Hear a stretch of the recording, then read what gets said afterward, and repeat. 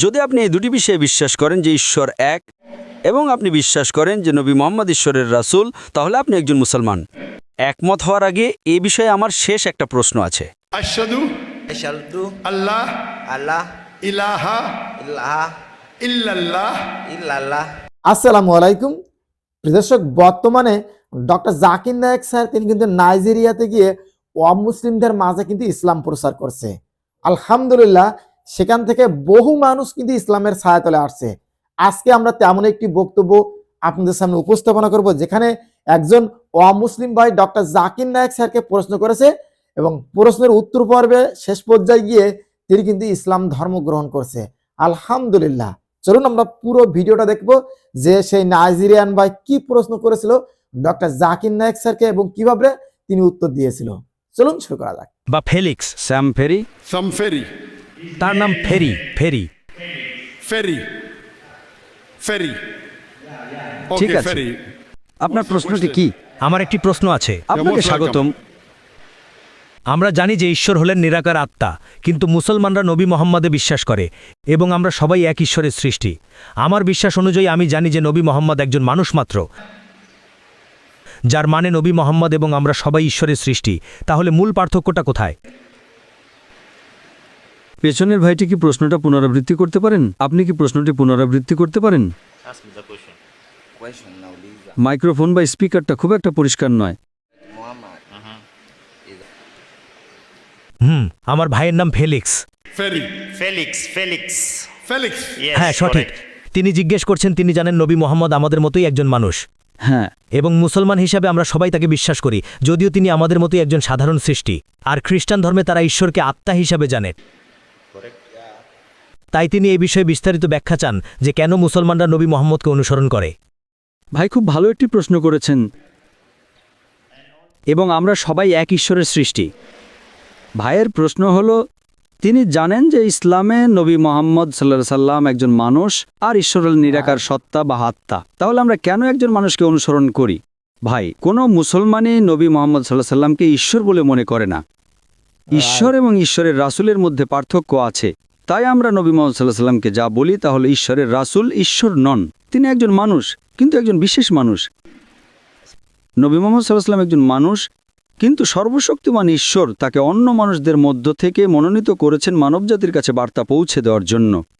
তাই নবী মুহাম্মদ সাল্লাল্লাহু আলাইহি ওয়াসাল্লাম হলেন সর্বশক্তিমান ঈশ্বরের শেষ এবং চূড়ান্ত রাসূল, যাকে সমগ্র মানবজাতির জন্য রাসূল হিসেবে পাঠানো হয়েছিল। এর আগে যে সব রাসূল এসেছিলেন, আদম, ইব্রাহিম, মোসা, ঈসা, তাদের সবার উপর শান্তি বর্ষিত হোক, তাদের পাঠানো হয়েছিল শুধুমাত্র তাদের নির্দিষ্ট সম্প্রদায়ের জন্য এবং একটি নির্দিষ্ট সময়ের জন্য। কিন্তু যেহেতু নবী মুহাম্মদ সাল্লাল্লাহু আলাইহি ওয়াসাল্লাম ছিলেন শেষ এবং চূড়ান্ত রাসূল, তাই তাকে শুধুমাত্র মুসলমান বা আরবদের জন্য পাঠানো হয়নি। তাকে পাঠানো হয়েছিল সমগ্র মানব জাতির জন্য, সারা বিশ্বের জন্য। তাই নবী মোহাম্মদ এবং অন্য রাসূলদের মধ্যে এটাই পার্থক্য। কিন্তু নবী মোহাম্মদ কোনো মুসলমান তার উপাসনা বা পূজা করে না। কোনো মুসলমান তাকে ঈশ্বর মনে করে না। তিনি ঈশ্বরের রাসূল। আশা করি প্রশ্নের উত্তরটি পেয়েছেন। Maybe another question. আমার ভাই, তার আরেকটি প্রশ্ন আছে।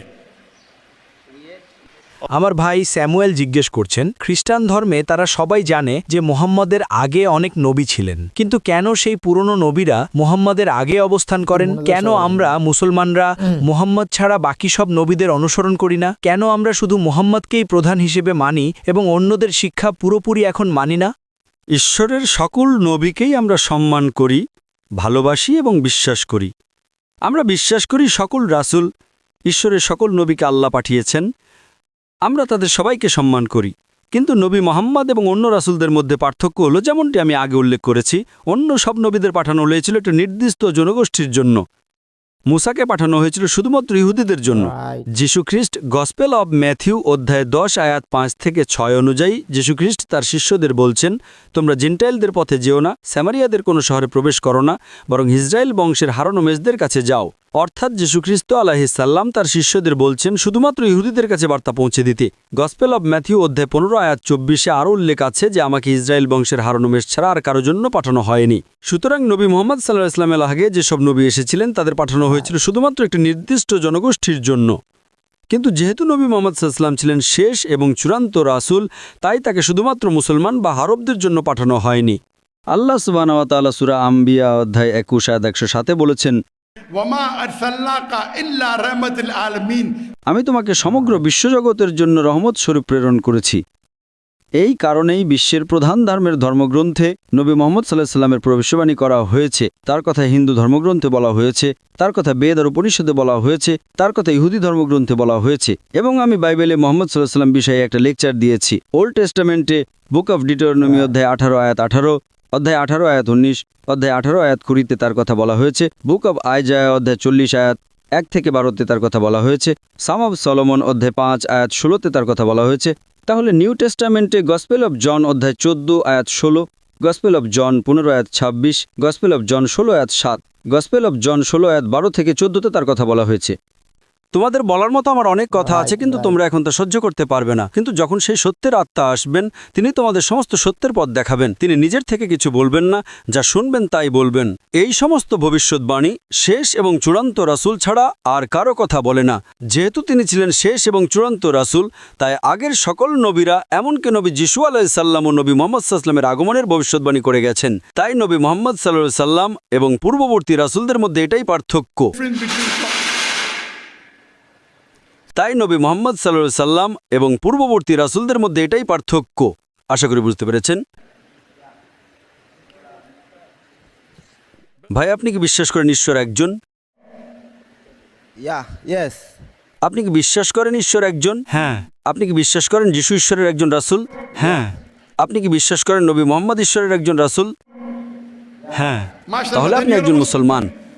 যদি আপনি এই দুটি বিষয়ে বিশ্বাস করেন যে ঈশ্বর এক, এবং আপনি বিশ্বাস করেন যে নবী মুহাম্মদ ঈশ্বরের রাসূল, তাহলে আপনি একজন মুসলমান। একমত হওয়ার আগে এই বিষয়ে আমার শেষ একটা প্রশ্ন আছে। হ্যাঁ, গোলাপি শার্ট পরা ভাই, আপনি কি প্রশ্নটা পুনরাবৃত্তি করতে পারেন? এখন শেষ প্রশ্নটি। আরও একটি প্রশ্ন। ঠিক আছে, আপনাকে স্বাগতম। আমরা দেখেছি ভাই ফিলিক্স জিজ্ঞেস করছেন, সব ধর্মেই নবী আছে, খ্রিস্টানদের নবী ছিল এবং মুসলমানদেরও নবী আছে, তাহলে আমাদের মধ্যে পার্থক্য কেন? হ্যাঁ, এবং আমরাও এক ঈশ্বরের উপাসনা করি। কেন আমাদের মধ্যে পার্থক্য? এবং আমরা সবাই এক ঈশ্বরের উপাসনা করি। সকল নবী একই শিক্ষা দিয়ে গেছেন, এক ঈশ্বরে বিশ্বাস করো এবং তার উপাসনা করো। কিন্তু মানুষ তাদের বার্তা পরিবর্তন করে ফেলেছে। আজকের দিনে আপনার কাছে যে বাইবেল আছে তা পরিবর্তিত রূপ। এটা ঈশ্বরের আসল বাণী নয়। যিশুর উপরে যে আসল বাণী নাজিল হয়েছিল তা সঠিক ছিল, কিন্তু বর্তমান বাইবেল একটা মিশ্রণ। এতে ঈশ্বরের কথা আছে, নবীর কথা আছে, ঐতিহাসিকদের কথা আছে, এমনকি এতে অশ্লীলতাও আছে, পর্নোগ্রাফিও আছে। এখন যেহেতু বাইবেল সবার অনুসরণের জন্য ছিল না, তাই ঈশ্বর এটাকে সংরক্ষণ করা প্রয়োজন মনে করেননি। কিন্তু যেহেতু কোরআন সারা বিশ্বের মানুষের অনুসরণের জন্য, এবং যেহেতু কোরআন কিয়ামত পর্যন্ত বা শেষ দিন পর্যন্ত টিকে থাকবে, তাই সর্বশক্তিমান আল্লাহ কোরআনে সূরা হিজর অধ্যায় নম্বর 15 আয়াত নম্বর 9 বলেন, ইন্না নাহনু নাজ্জালনাল যিকরা ওয়া ইন্না লাহু লাহাফিজুন। আমি কোরআন নাজিল করেছি এবং আমি একে বিকৃতি থেকে রক্ষা করব। তাই এই কোরআনে কোনো ভেজাল নেই, এটা বিশুদ্ধ। কারণ নবী মুহাম্মদ সাল্লাল্লাহু আলাইহি ওয়াসাল্লাম শেষ রাসূল এবং কোরআন সারা বিশ্বের জন্য। তাই কোরআন এবং বাইবেলের মধ্যে এটাই পার্থক্য। তো আপনি কি বিশ্বাস করেন ঈশ্বর একজন? হ্যাঁ। আপনি কি বিশ্বাস করেন নবী মুহাম্মদ ঈশ্বরের রাসূল? হ্যাঁ। আপনি কি এটা আরবিতে বলতে চান? হ্যাঁ। আমি বলবো এবং আপনি আমার সাথে পুনরাবৃত্তি করতে পারেন। হ্যাঁ। আশহাদু আশহাদু Asyhadu আল্লাহ Allah ইলাহা ilaha ইল্লাল্লাহ illallah ওয়া আশহাদু wa asyhadu আন্না anna মুহাম্মাদান Muhammadan আবদুহু abdu ওয়া রাসূলুহু। wa rasuluhu। মাশাআল্লাহ, আপনি একজন মুসলমান। আমি আপনাকে অভিনন্দন জানাতে চাই। তাকবীর তাকবীর তাকবীর। তো দেখেন লাস্ট পর্যায়ে গিয়ে সেই ভাই কিন্তু তার সন্তুষ্টযুক্ত প্রশ্নের জবাব পেয়ে তিনি কিন্তু ইসলাম ধর্ম গ্রহণ করলেন। আলহামদুলিল্লাহ, এভাবেই কিন্তু বর্তমান বিশ্বে কিন্তু ডক্টর জাকির নায়েক স্যারের হাতে আলহামদুলিল্লাহ হাজার হাজার মানুষ কিন্তু ইসলাম ধর্ম গ্রহণ করছে। আমরা সবাই ডক্টর জাকির নায়েক স্যারের জন্য দোয়া করব যেন মহান আল্লাহ তাআলা তার দীর্ঘ হায়াত দারাজ করেন। এ পর্যন্তই দেখা হবে অন্য কোনো ভিডিওতে। আসসালামু আলাইকুম ওয়া রাহমাতুল্লাহি ওয়া বারাকাতুহু।